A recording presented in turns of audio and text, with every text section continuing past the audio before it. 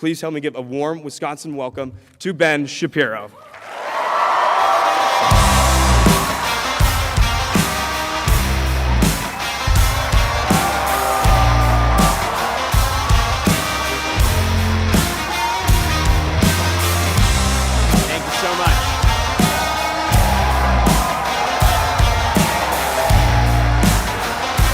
Great to see you. Thank you so much.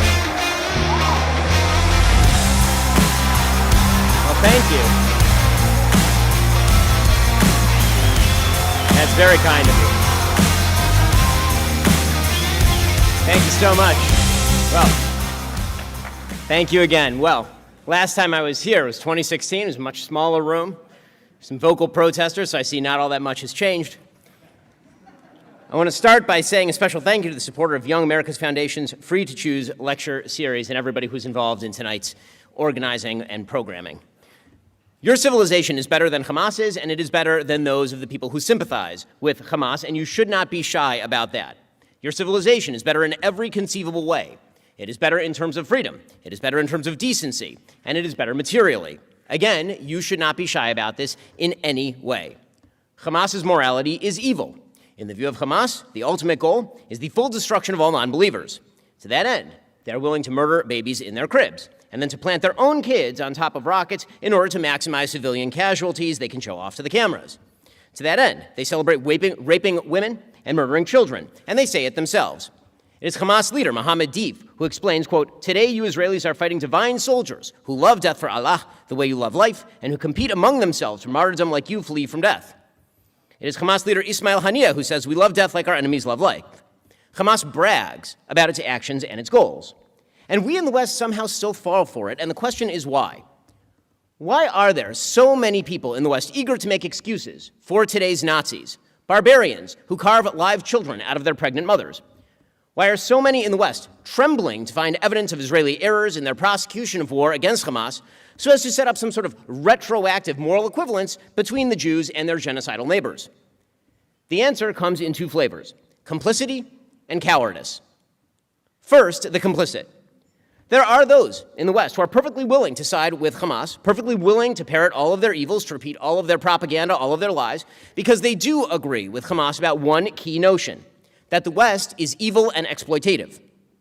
These Hamas fellow travelers are members of the so-called decolonization coalition. They believe that the West, because it has been uniquely powerful historically, is also uniquely bad and uniquely sinful, and thus it must be torn down. They endorse the language of radical terror supporter Frantz Fanon, who declaimed in the 1960s that colonially oppressed peoples should, quote, utilize red-hot cannonballs and bloody knives to destroy their colonizers. And they endorse the ideas of Jean-Paul Sartre, who argued, quote, killing a European is killing two birds with one stone, eliminating in one go oppressor and oppressed, leaving one man dead and the other man free. Those who are powerful are the colonizers. Those who are powerless are the colonized. Everyone powerful is an oppressor. Everyone powerless is oppressed. Thus we see the bizarre spectacle of Queers for Palestine. People with LGBTQ plus minus divided by sign flags marching alongside those with Palestinian flags, who would quickly murder them if they gained power over them. The fellow travelers fill the streets these days. There's a reason the Black Lives Matter movement, with all of its violence and its lies and its falsehoods, declared itself in solidarity with Hamas immediately after the atrocities of October 7th. The coalition is real, and it is, in fact, disgusting.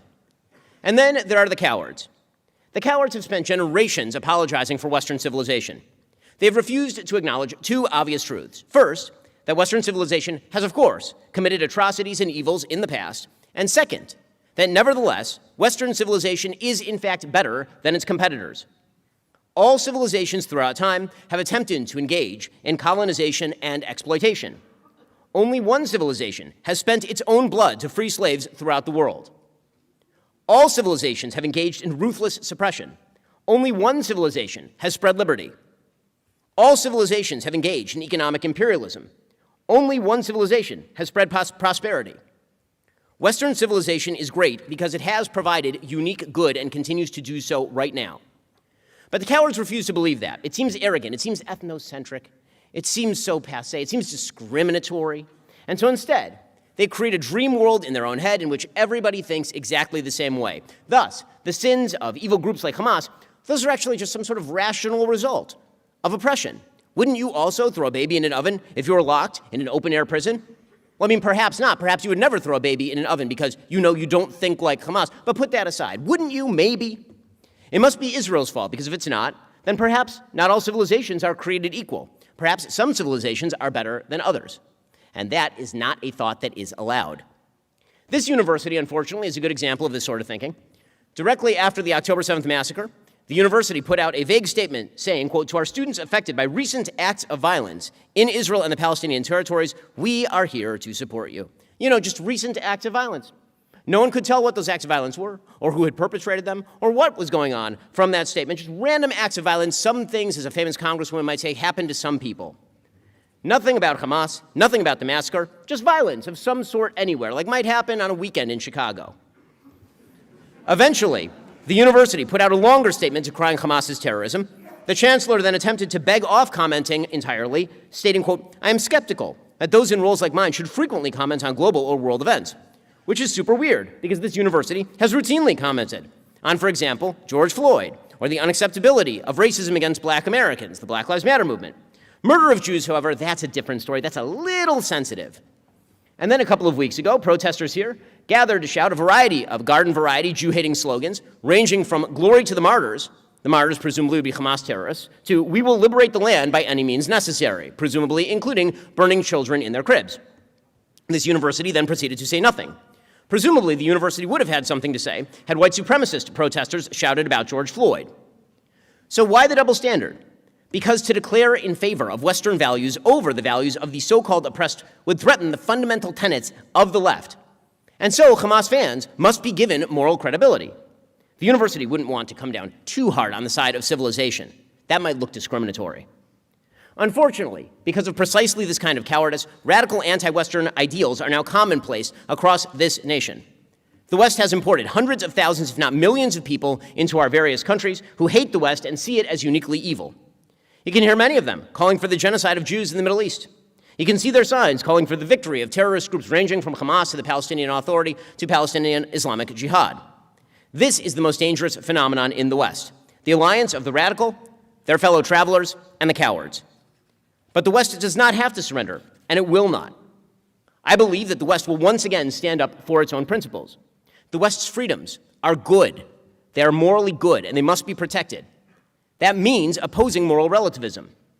Loving freedom does not mean that every single expression is equivalently valuable. Freedoms should not be trampled upon, and those who oppose freedoms should be opposed. Yes, of course, we have freedom of religion in this country, and that means that even radical Muslim citizens in this country have full rights. But that does not mean that our politicians and our administrators should cater to them. It is not, quote-unquote, Islamophobia to point out that defending Hamas is repulsive, or that a peculiarly small number of Muslims seem to be dissociating from Hamas or calling for their surrender. That is the reality. Reality is not Islamophobic. It is just reality. Yes, we have freedom of speech in this country, and that means that the coalition of the pseudo-oppressed, very wealthy Westerners who can stand outside with their iPhones and jabber about the evils of Israel can scream and shout outside. More power to them. They should enjoy, it's a little cold outside. I hope they enjoy themselves. It also means the rest of us can recognize that support for terrorist organizations puts you well outside the so-called Overton window. Nobody has the moral obligation to hire a Hamas supporter. Now, if you're not a citizen, different story. Our civilization has no duty to welcome you in or support you if you support Hamas. You should be deported forthwith to a place more in line with the values you apparently treasure. The West has a long history of resilience. The West should not and will not go down without a fight. But that requires actual moral courage. That requires recognizing the greatness of the West and not being shy about proclaiming that greatness in the face of alternatives. It requires moral clarity. It requires the tough business of saying things that are true. If the West does say things that are true, the West will emerge successful and stronger than before. If the West does not, it will fall to the darkness. Thanks so much. Happy to take all your questions. There's a great evil in the world going on all the time, and that is the evil of abortion. But little things can make a big difference. When you sponsor an ultrasound at preborn, your gift, no matter how small, makes a difference in a very large way. Who will that baby become? What life will the baby live? And what about the mom? A small donation of just $28 gives a mom the opportunity to meet her child through ultrasound, which could help double a baby's chance at life.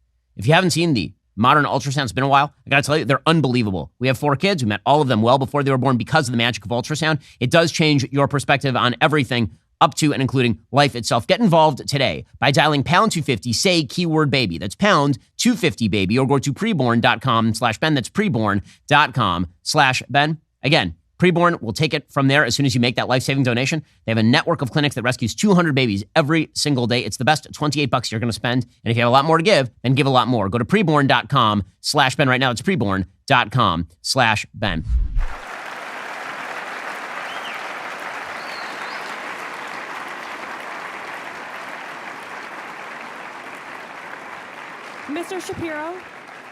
Mr. Shapiro will be happy to take your questions now. If you have a question, please use the aisle closest to you to file to the back of the room where my colleague is. When you are ready for your question, you can come down the aisle, but only when it's your turn. You'll stand on this mark, and I will hold the microphone for you. And as always, if you disagree, you go to the front of the line. I don't think I should be at the front of the line. Sorry.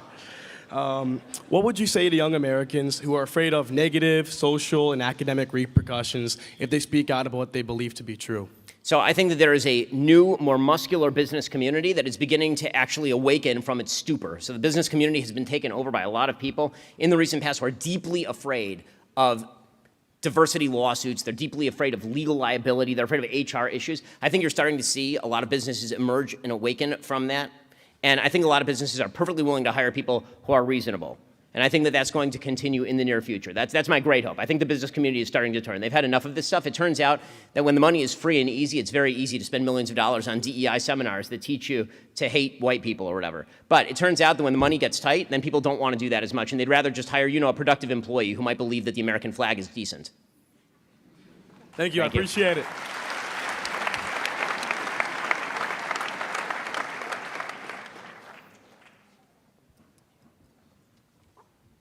Hey, Ben.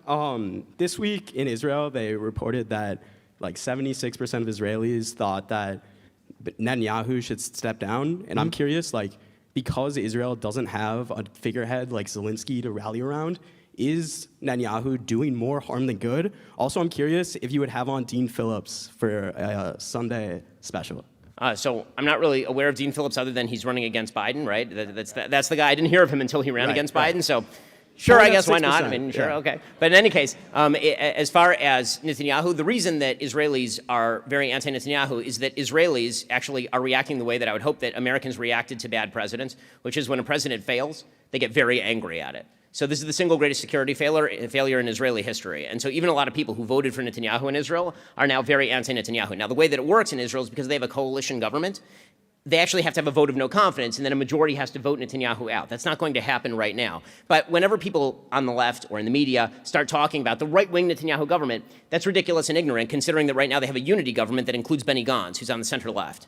Right? The fact is that Israel has come together in incredible ways in the after. It reminds me of 9/11 in the United States. Like, people came together for a hot second here. I think it's going to last a lot longer there, because the truth is that as devastating as 9/11 was for the United States, Israel's a much, much smaller country. And so in terms of sort of the feeling of insecurity, they're also surrounded on every border by people who don't like them very much. And so I think that the future of the state of Israel is going to be a lot more unified. But yeah, I mean, Netanyahu is going to take a serious political hit at some point in the future. What about, internationally? Internationally, I think people are looking for an excuse to be putting pressure on Israel, because the easiest solution is always weapons down, everybody calm down, a few Jews got killed, but whatever, we don't want this thing to escalate. The reality is what is in the best interest of pretty much everybody, except for the Iranians, is for Hamas to be destroyed completely and utterly. That's in the best interest of the Europeans, it's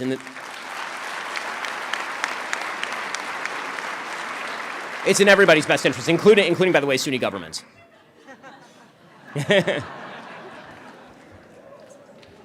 Hello, Ben. My name is Tyler. It's an honor to get to speak to you tonight. My question's over right-wing populism within the future of the Conservative Party. Over the last decade, through the rise of figures like Donald Trump, Marjorie Taylor Greene, and Josh Hawley, we have seen a rise in right-wing populism, especially with young people, challenging the traditional conservatism of the Republican Party. What do you think will be the outcome of this internal identity struggle for the party as a whole? So the weird thing that's so strange about, for example, the triumvirate of people you just mentioned, Trump and Marjorie Taylor Greene and Josh Hawley, is there are actually pretty significant disagreements between them on policy. Foreign policy would be a good example. Trump, for example, was extremely pro-Israel. Marjorie Taylor Greene is kind of somewhere there, and Hawley is pro-Israel, but also tends to be more isolationist generally than Trump was on foreign policy. When it comes to spending habits, Hawley is less big government than Trump is. What populism is a tactic. It's not an actual philosophy. Populism is just a tactic where you basically say the people are the final repository of all wisdom, and so I'm going to you, the people, as opposed to the elites. And you can see populism used by, for example, Bernie Sanders, right? This is Sanders' shtick also. It's just from the left. And so I'm not sure what to make of populism as a political movement in terms of its actual policy recommendations, because you do see a wide variety of figures who have tried to kind of engage with that populist wave. I think the Republicans who dismiss it, who pretend that they don't have to speak to it, are going to do very poorly. At the same time, I don't think that Trumpism is a philosophy. Trumpism is an impulse. And I think the impulse is sometimes good, but it's reactive. It's reactionary in nature. And so that's why, for example, you'll see in the Republican Party that the more somebody is criticized, the more Republicans start to resonate to that person, whether or not they're dumb. Right? This happens a lot. Like you'll have Lauren Boebert, and Lauren Boebert, I mean, I hate to break it to you guys, Lauren Boebert ain't like the brightest egg in the carton. And I mean, just Google Lauren Boebert Beetlejuice concert. In any case, Lauren Boebert, like there's a mass support for her that came out from kind of the hard right once she was attacked by the left. And it seems to me that we shouldn't measure the greatness or goodness of our politicians by how much the left hates them. That can be an early indicator that maybe they might be worth looking at, but that shouldn't be sort of the final judgment call. They really, really hate this guy, therefore he is good. It seems to me that they really, really hate that guy, therefore they hate that guy is more accurate. Thank you very much.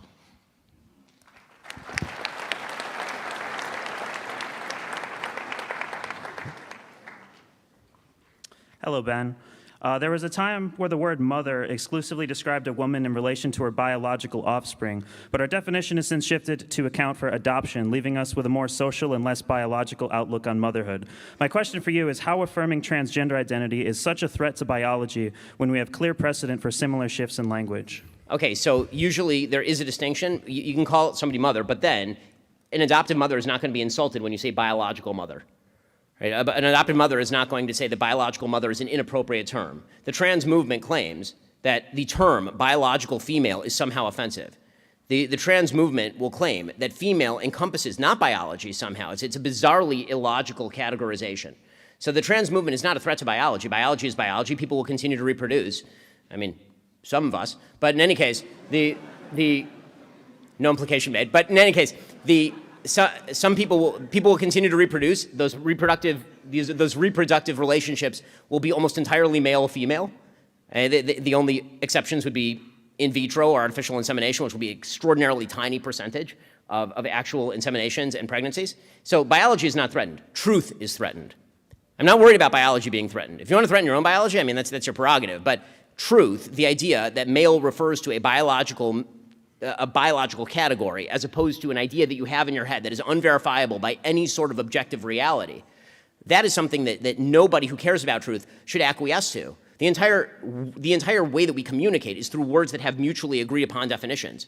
And the definition of a word cannot be an Ouroboros that eats itself. It can't be a woman is anyone who says they are a woman, which is a woman. It's completely circular.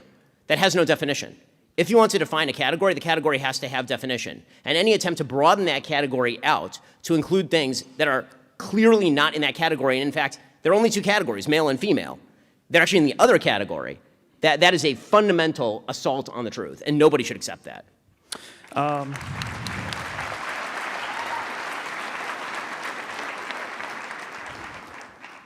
In one of your more infamous debates, you said, "I'm not going to modify basic biology because it threatens your subjective sense of what you are." Yes. My argument is not that terms like biological female or biological male are necessarily offensive. My argument is that you are saying that referring to a trans woman as a woman or a trans man as a man or et cetera, is like inherently offensive or threatens biology. And I'm curious why it's so threatened when there's clear precedent for changing the language. Again, the term mother does not include father.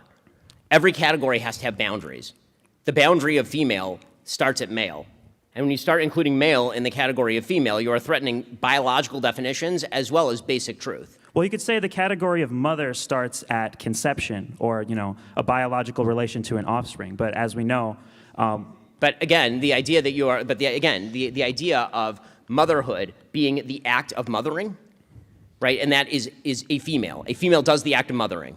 You can say that a female who does the act of mothering is a mother, but you also have a special category called biological motherhood. I'm not going to say that an adoptive mom and a biological mom have precisely the same definition. They don't. They're underneath a subset of category called motherhood. That motherhood sometimes involves birth, sometimes it does not, but it certainly involves being a female. What do you think about the distinction between cis women and trans women? Explain.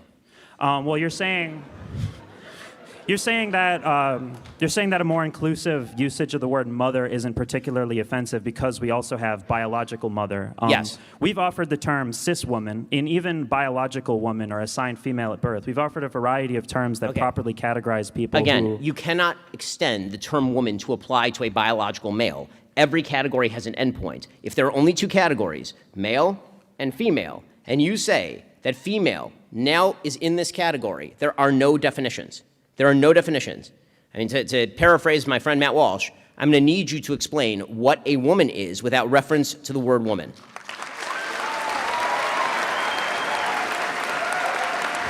We can go on all day like this, but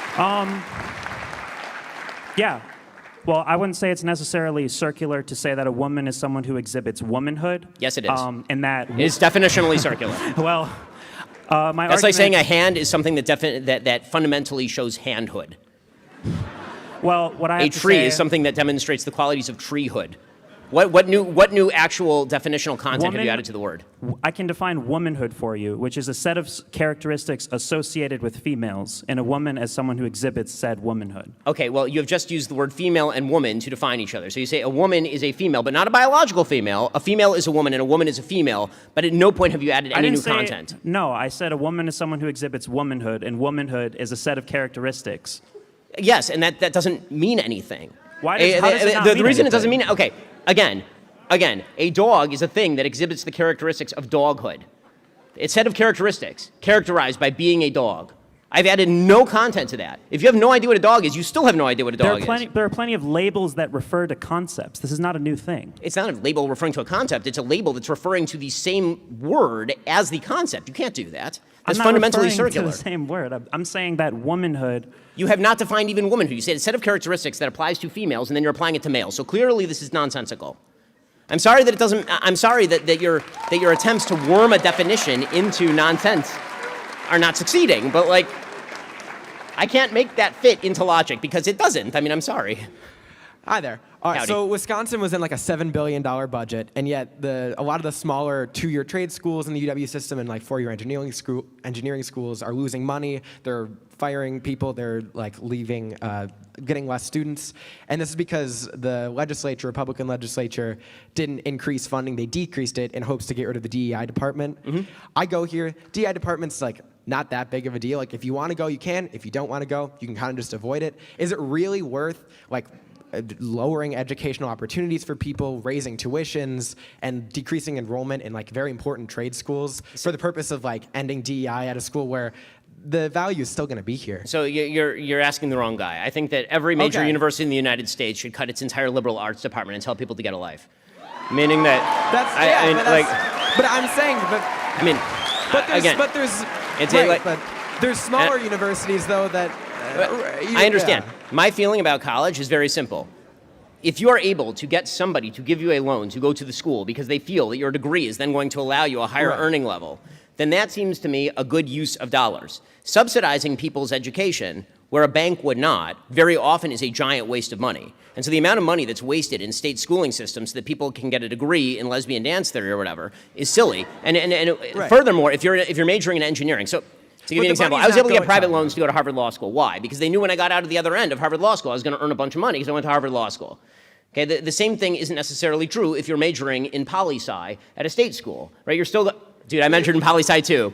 There we go, bro. So here's the thing. You're going to finish up in poli-sci, and then you're going to go to a real school doing real things. Yeah. Okay, and you're probably going to go to law school, or you're going to go work in business, or you're going to get an apprenticeship somewhere. And here's the reality. The entire college system is a credentialing scam. Unless you are in the hard sciences, the entire college system should be done away with, and people should go directly into the workforce where they learn how to do a job. Yeah. So if you want me to like go back, I can. I feel like you didn't fully answer my question because I'm more saying I agree with you that like trade schools are really important for a community, but I'm saying that the smaller ones rely on like the subsidies from the government to stay afloat, and they're currently not getting it because of like this like moral war between like Robin Voss and the Republicans and the Tony Evers about like, you know, DEI here. I feel like there's a ton of people who don't really care and they want to go to a smaller school in their hometown and learn how to do a trade. I hear you, and they can't. I'm just saying I'm more Right. extreme than the Republican legislature, and I would slash and burn my way through Fair the college enough. budgets. Fair enough. All right. All right. That's. Hey, you have a good one.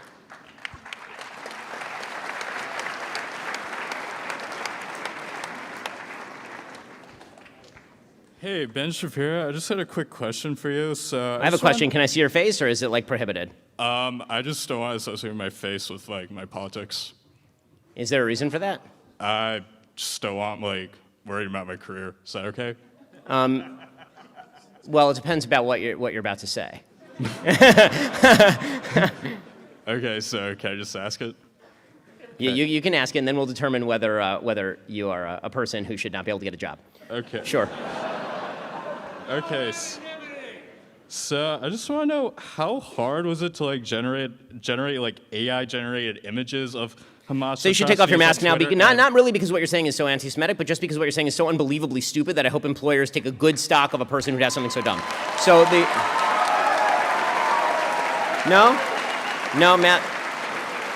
mask stays on?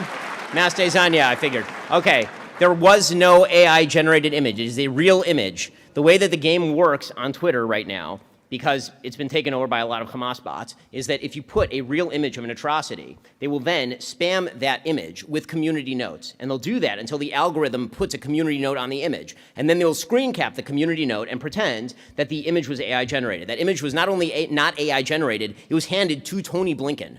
That image was specifically, I wasn't the first person to put it out there. That image was tweeted out by the Prime Minister of Israel. So, like, again, this is the amount of just insane bullshit that's being trafficked in this information war is truly astonishing. And the fact that there are people who don't want to show their faces, but they do want to say things like that, let's just leave it. We'll leave it at that. This does not appear to be a highly intelligent specimen. Okay.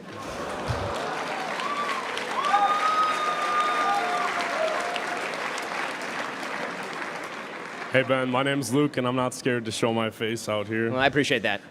Disregarding the popularity going into the 2024 election, who do you believe it would be best fit to be the next president of the United States? Who'd be best fit to be? I mean, putting aside the Other than popular. yourself. I'm not running. It sounds like the most miserable job in the world, by the way. It sounds absolutely miserable, and I have 4 kids, and I'm very busy. But in any case, who would be the best president and who is likely to win are obviously 2 very different questions. The person I believe would be the best president right now, it would be DeSantis. I think DeSantis has been an excellent and effective governor of my home state of Florida. I think that he's done a terrific job in mobilizing the executive branch in order to get done what he needs to get done. He knows how to govern. He knows how to actually do the administrative duties that the executive branch is supposed to carry forth.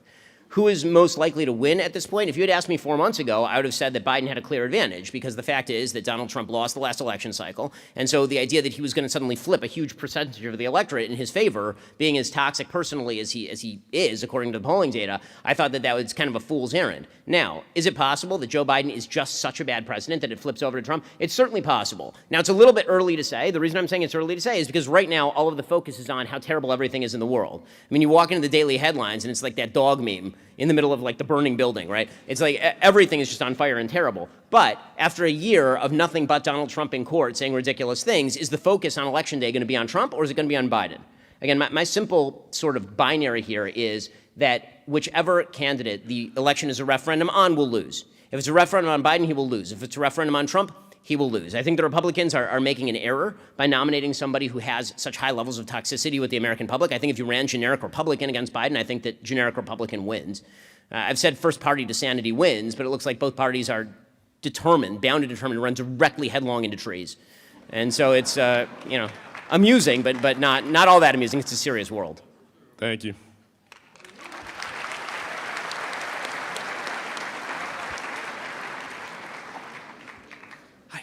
Howdy. Over the last couple of weeks, I've heard you make multiple justifications for the carnage, the death, the despair, the now over 10,000 Palestinian people that have been slaughtered, refugee camps that have been bombed with one-ton bombs, US-made bombs, people picking up the body parts of their children and putting them in bags because they can't find every bit of their family's remains. And you have made the justification that it's worth it if Hamas is wiped out. I want to do a thought experiment for the audience. You push a button right now, Hamas is gone from the earth. Call it whatever you want, it's gone. What do Israeli-Palestinian relations look like? So the answer is that it. No, I'm going to tell much, you the answer. Well, then that's not a question. No, that was my framing of the question. At a certain Okay, so point, the as long as answer- you get to a question mark at the end, we're good. There's a question. Okay. What is Sometime in the near future. What does the West Bank look like? Who administers the West Bank? You know, I got the question. It's the Palestinian Authority who cooperates. They're docile. They work with the Israeli government. In what way? And what do you see in the West Bank? Day in, day out, ethnic cleansing. People getting kicked out of their homes. In the middle of the night, the Israeli Defense Force. Is the there a Orwellian, listen, Okay. there No, are I questions know, no. coming very soon, sir. I appreciate your time. Listen, people being pulled out of their homes, watching their homes demolished while their children cry. Where's the question? The question is, do Palestinians have the right to defend themselves? So, can I ask a quick counter question? If by Palestinians defending themselves, is Hamas a terrorist group? Sure. Should Hamas surrender tomorrow? It's not for me to say. Okay, so. Should Israel stop dropping one-ton hold bombs? up a second. No. No. You got to talk for several minutes and spew complete bullshit. So now it's my turn. So, because that's how this works. This is a dialogue. This is a dialogue. No, so let me explain, okay? Here is my perspective. My perspective on this is very clear, which is that what is happening right now in Gaza is horrific and a tragedy, and every ounce of blood that is being spilled is on Hamas. Hamas initiated this conflict. There was a ceasefire all the way up till October 6th. On October 7th, they stormed into Israel, murdered 1,500 people, and took 200 people hostage back into Gaza. They then planted themselves in terror tunnels that they've spent billions of dollars building, that they robbed from their own population, underneath civilian populations, including the Al-Shifa hospital. They have hundreds of thousands of gallons of fuel underneath Al-Shifa hospital being used solely and completely to fund their terrorism. And you say Hamas should not surrender. Now, here's the deal. The minute Hamas surrenders, the bloodshed stops. It is that simple. As far as the Palestinian Authority has on its books laws that pay terrorists who kill Jews. They do get actual stipends that outgross the actual yearly earnings of Palestinians. Don't shake your head at me when what you're saying is factually untrue. So, what is going to happen next after Hamas is gone? The answer very much depends on whether the Palestinians ever decide to put in place a government that is willing to not attempt to genocidally exterminate the Jews. Israel pulled out of the Gaza Strip in 2005 completely. There were no Jews in the Gaza Strip in 2006. The United Nations Security Council still considers them an effective occupier when they control the ports, the air spaces, all the territorial Okay, so number land. one, you have to control. Incorrect. They're incorrect on that fact. On what that you're fact? presenting as a fact. On It's what not a fact? They did pull out. They pulled out physically, but they Oh, control. but not mentally or emotionally. No. Okay. I just explained how they did pull out. As far as the ports, as far as the airspace, of course they have to prevent the shipment in of weaponry. Why? Because every single dollar that went into the Gaza Strip was used to build the greatest terror base on planet Earth, and we're watching the consequences of that right this very instant. Israel has complete air superiority over the Gaza Strip. If Israel truly wanted to commit human rights violation, they could literally turn the place into glass tomorrow. They are not doing that. Listen to me. The West Bank. Explain the settlements. Is that Hamas's fault? First, okay, so first you need to, first, can we finish with are we done with Gaza? We're done with Gaza. So now we're moving to the West Bank. I'm not going to separate them fully, no. Of course you're not going to separate them fully because you won't even say that Hamas should surrender. I'm not in charge of Hamas. That's such a ridiculous answer. I'm not. You're not in charge of Israel either, but you're dictating policy. That's right. As far You never answered my question. I'm happy to answer your question. Do Palestinians have the right to defend themselves? If by defend themselves you mean murder innocent civilians, then no, they do not. Well, clearly you do, because you don't want Hamas to surrender. No, that's what they are doing. They are never said murdering that. innocent Israeli civilians. They're murdering innocent Palestinian civilians. They are murdering anyone they can find. They're literally shooting people on the roads from North Gaza to South Gaza right now to tell them to go back and act as human shields for their rockets.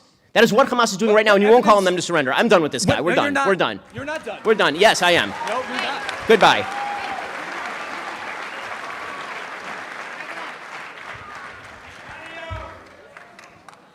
Hi, Ben. Oh my gosh, I can't even believe I'm talking to you right now. I'm such a big fan.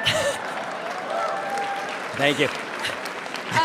I like the shirt, by the way. That's very funny. Thank you. Okay, so right after 9/11, the whole country united. Do you believe that there has to be a large-scale terror attack like 9/11, God forbid, to unite the Americans or the American youth specifically in patriotism, or is all hope lost for a united nation? I hope that it doesn't take something like that. And frankly, I'm not sure that a mass terror attack in a specific area of the country would do it. I think that the reality is that maybe the only thing that can unite the American people at this point is a true existential foreign threat. So Israel is a good example of this just because what's happening right now is a true existential threat to the state of Israel. It's not just a massive terror attack. Israel's experienced many of those. It's that Israel has on multiple borders serious existential threats. The United States, we are the luckiest people in the history of the world. Seriously, America is blessed by God. We have on two sides of the ocean. That's true economically, and it's true morally. It's an amazing place. But geographically speaking, we're blessed on two sides by ocean, one side by Canadians and one side by Mexicans. And so what that means is that there are no true existential threats to the United States, and we don't tend to feel it that way. And what usually causes unity is a feeling of existential threat, which is why, since the fall of the Soviet Union, there really has been no serious internal unity in the United States. Now, it's unfortunate that that's sometimes what it takes. The threat of a rising China could theoretically create something like that. But it's, I think that the future of the United States, if we are to unify in a way that doesn't require serious violence, which God forbid, then I think that what's going to happen is a devolution of authority to more local levels, a minimization of the federal government, and then everybody's just going to be like, okay, I don't really care as a person in Wisconsin what's happening in California, and I don't really care as a person in Florida what's happening in California, and vice versa. And that way we can say, okay, you know what, we have sort of a baseline level of things that we agree with, things like free speech or freedom of practice of religion, and otherwise we're just going to leave each other alone. That's the only way that you're going to get true unity in the United States. But I mean, yes, I think that as the country divides, the seriousness of what it would take to bring us back together grows, and that's a scary thing for sure. Thank you, you're the best. Thank you.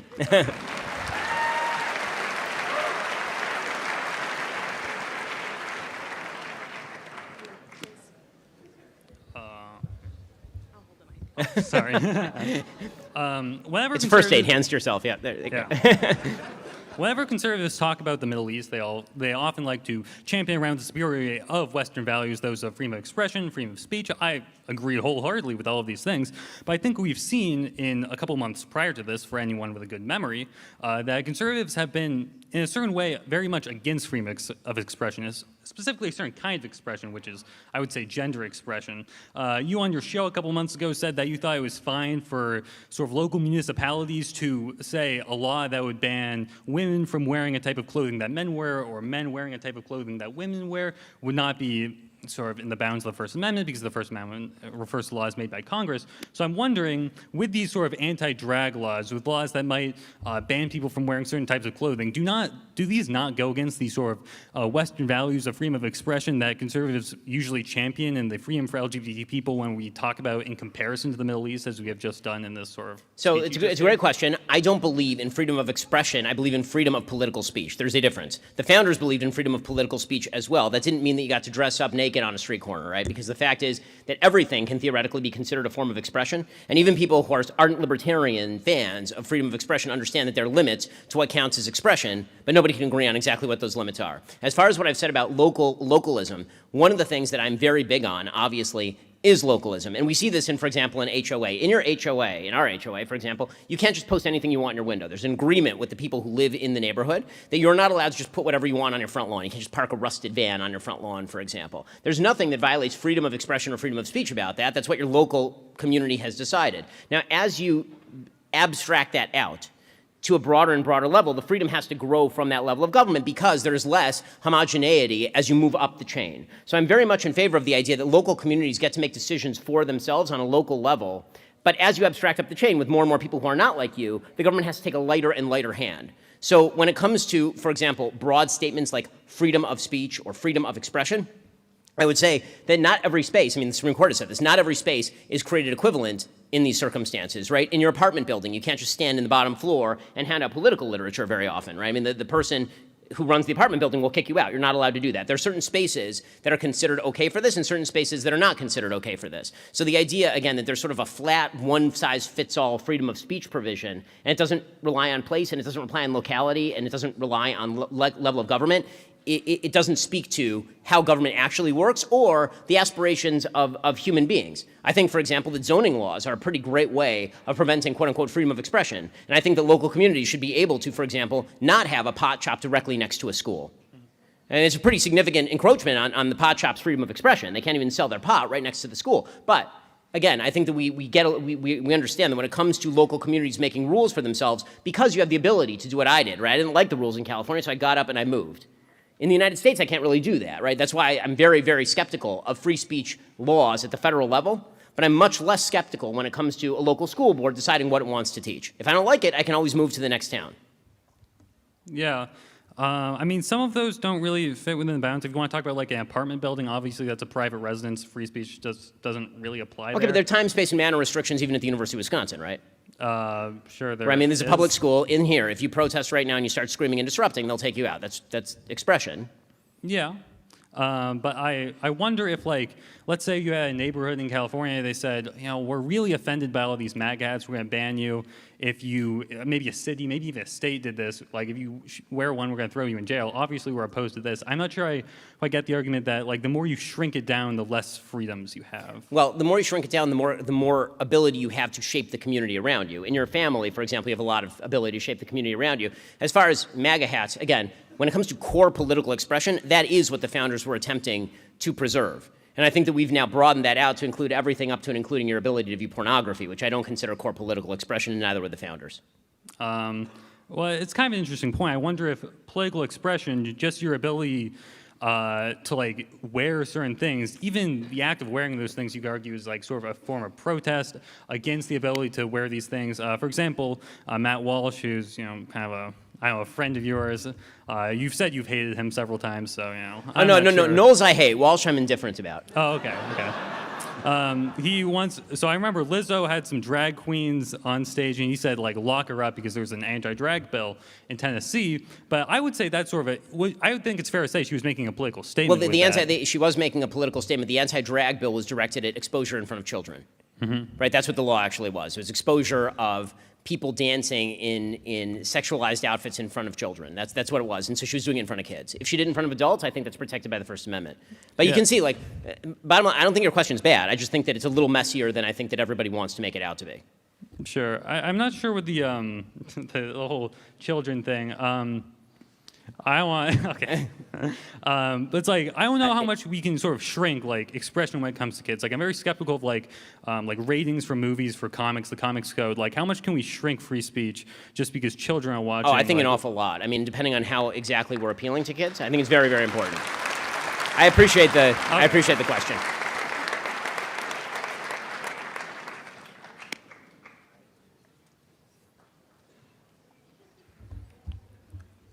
In the history of modern Western culture, which was the greatest witch hunt? The trial of Trump, the trial of Galileo, or the Salem witch trials?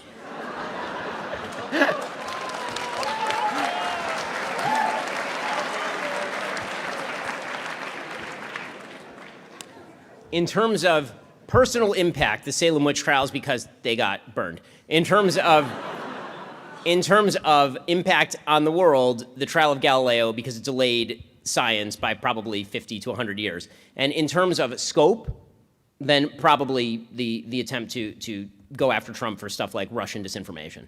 The fact that Trump has been exposed to what he's been exposed to is ridiculous. It's exposed the media as an institution, as a dishonest institution from top to bottom. It's exposed parts of our government as completely run by people with political motivations, and it really is quite astonishing and disgusting, and is going to have some pretty long-lasting impact in the United States government. With that said, I will say that 3 of the 4 trials against Trump right now are complete nonsense. The one about classified documents is only nonsense because Hillary Clinton should be in jail. But if Hillary Clinton, with that said, I'm always slightly bemused by the fact that President Trump has an unfortunate habit of just jumping on every rake in sight. Like, you could have just not done that. Like, that would have made everybody's life a little bit easier. Like, I understand that they're going after him for political reasons, and I agree they're going after him for political reasons, and they should not. Also, if you know you have the world's biggest target, maybe in history, painted on you, probably now's not the time to be like, I really like this document, I'm taking it, I'm going to show it to my friends on tape. Like, that's like the best move. I appreciate it. I'd like to hear you mention Galileo more often on the radio. Thank you.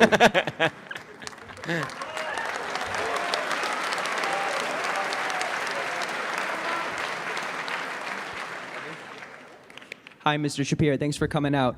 I read an article the other day about how you intend to start a career in acting with a breakout role as all 7 dwarves in the Daily Wire's remake of the Snow White franchise. I'm wondering, as a protector of children, as you've kind of presented yourself to be, do you think that this might cause some confusion or discomfort in the intended audience of the children's platform you've assembled? And have you considered the role of Snow White as well?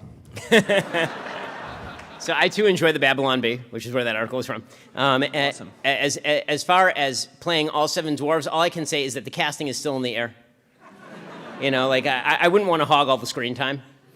And as far as playing Snow White, there were 2 requirements in the actual story. One is that she be a female, so I don't qualify. And the other is that she is supposed to be, it's the rare fairy tale where actually the race is mentioned. She's supposed to be white, so Rachel Zegler doesn't qualify. So that's that's the story with our Snow White. I look forward to presenting it to the public. Thank you, Short Prince.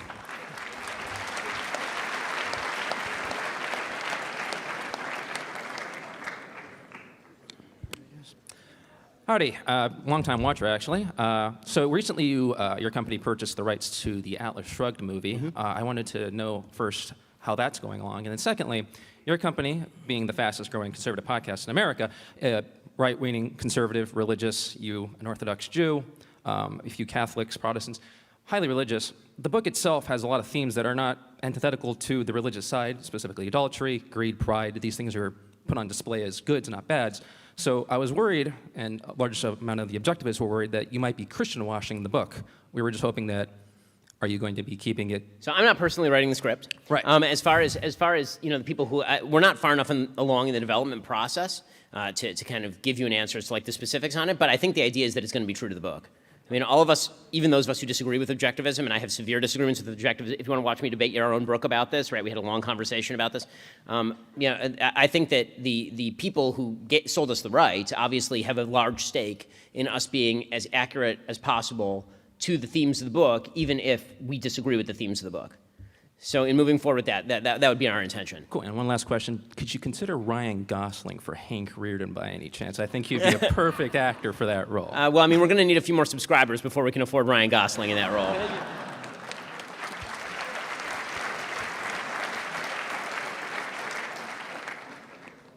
Hello, Ben. It's so nice to meet you. I was living in Korea in middle school, and I came upon your videos in 2016 during the Trump election, and I thought you're probably the smartest man alive. Fast forward a few years, you're one of the most influential conservatives in the world, and personally, as a Christian, I pray that one day you come to faith in Jesus. That's nice of you. I appreciate it. No, seriously. Yeah. I'd rather you pray for that than pray for what most of my other opponents pray for. So. Yeah. It's okay. I don't want you to go to hell, right? So, I know, that's why I appreciate the sentiment. Yeah. So my question is, what is your ultimate objective or goal you aim to fulfill through your career, and what motivates you the most? So, the thing that I hope to do, obviously, which I try to do every day, is bring as much truth as I can to an audience, even when they don't like it. One of the things I sort of pride myself on in doing the show is that there are going to be times where I piss off my audience because I disagree with what I know many of them think. And if I think that it's true, I'm going to try and say it anyway. And so I really take a lot of pride in that. But as far as sort of broadening out the scope of who conservatism appeals to, that's something I'm also very much focused on, which is why, for example, I hope that in the future we're going to be doing foreign language stuff, because I don't think the language of conservatism is specific to English. I think that would be a great thing to do. Our goal in the end is obviously to convert as many people as we can to the political and Judeo-Christian worldview that we think is correct in life, and bring people fulfillment that way. That's the goal. I think we've been successful in doing that so far, but I hope that we're only just beginning in that process. Yeah, thank you. Thank you.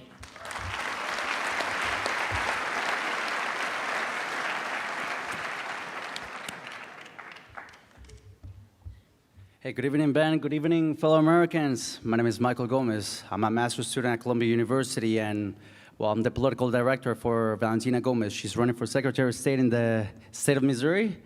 And well, my question for you, Ben, is how do we begin exposing and prosecuting the people and the bands like BLM that start breaking down our offices, our government offices are preaching to the White House and dressing up as women and taking over women's sports? Because I'm a former NCAA Division I swimmer, so is my sister, brother's an Olympian. How do we begin cracking down on these men that dress up as women and try to force everybody to call them a woman? Well, I mean, I do think that you are starting to see incredible success in this particular field. So there are a lot of states that have now moved to outlaw men competing in women's sports, and we're going to need to see a lot more of that. I think it's a very, very good thing, obviously. I think that the next Republican president is going to do something along federal lines, whatever he can do along federal lines that has to do with protecting women in women's sports. I mean, if we are to have women's sports, obviously it only makes sense for women to compete in them, not dudes who are dressed as ladies. As far as cracking down on criminal activity, one of the great, I think, betrayals of American law enforcement over my entire lifetime has been the failure to prosecute people who are rioting en masse during the Black Lives Matter riots of 2020. I think that it's opened a can of worms that has not yet been closed, which is why you saw mass vandalism, for example, over the weekend in Washington, D.C. by pro-Hamas ralliers. Once people believe that they can do this sort of stuff and get away with it, they tend to do a lot of it, right? That's been known for a very long time. It's James Q. Wilson's broken windows theory about crime. And so the only way to stop this is that a bunch of people are going to have to get arrested, and they should be arrested. If they're engaged in vandalism, if they're engaged in property destruction, if they're engaged in violence, they should go to jail. End of story. Okay. Thank you, Ben. God bless. God bless America. God bless Israel. Hey, thank you. I appreciate it. We have time for one more final question. Hey, Mr. Shapiro. So I actually need your help with something. So don't worry about it. So September 2020, you pretty much tweeted saying, "I don't know who won this debate, but I know we lost." 4 years on, looks like we're going to have maybe these same candidates. And this country's become more polarized than ever. And it seems like we're really choosing the best of the worst. A year from now, it's going to be election day. Why should I get out of my bed to go vote? You should it's a great question, given the fact that, again, both parties seem intent on nominating geriatric people who should probably not be in the office. I could not be less satisfied with the candidates that are being presented to the American public for the third straight election cycle. From Hill, I didn't vote, to be honest. In 2016, I publicly did not vote. I said neither of these candidates meets my baseline qualifications to be president of the United States. And then I was pleasantly surprised by a lot of Trump's governance between 2016 and 2020. And so I voted for him in 2020 with the full scale knowledge that everything I had said about him on character still applied. And when it comes to 2024, the bottom line is that the governing strategy of the two sides is very different. Putting aside the personalities and my own personal distaste for a lot of the personalities involved, the governing strategy is going to be very different. And you're going to have to make a decision as to which way you would like the United States governed. There are certain things that are exaggerated. Both sides are going to spend oodles and oodles of money. But, for example, the attempt to inject, this is Joe Biden's program, to inject equity into all forms of American government, that every piece of American government is going to be injected with the false premise that inequality of outcome is evidence of exploitation or discrimination. Right? Joe Biden has pledged to put that in every part of government. Donald Trump obviously would not if he's the nominee. Right? Hopefully, listen, from my perspective, I hope that he's not the nominee. Right? I hope that it's DeSantis or even Nikki Haley. But if it is Donald Trump, then Donald Trump pursued an economic policy that was significantly friendlier to business. Donald Trump pursued a foreign policy that made our enemies afraid, as opposed to our current foreign policy, which seems to be incentivizing and emboldening literally every single one of our enemies, which is why we have fires started everywhere in the world. Do I think that stuff is important? I do think that stuff is important. And as much personal distaste as I have for our political class in general, I do think it matters who you vote for. So I won't be sitting 2024 out in the way that I did 2016. Okay. Thank you so much. I appreciate it. Well, thank you all so much. I really appreciate your time tonight. It's great to see you. Are you tired of the lies and the twists of the mainstream media talking points? Yeah, me too. Join me in my newest series, Fact, where I dismantle and bring truth to this tiring mainstream agenda.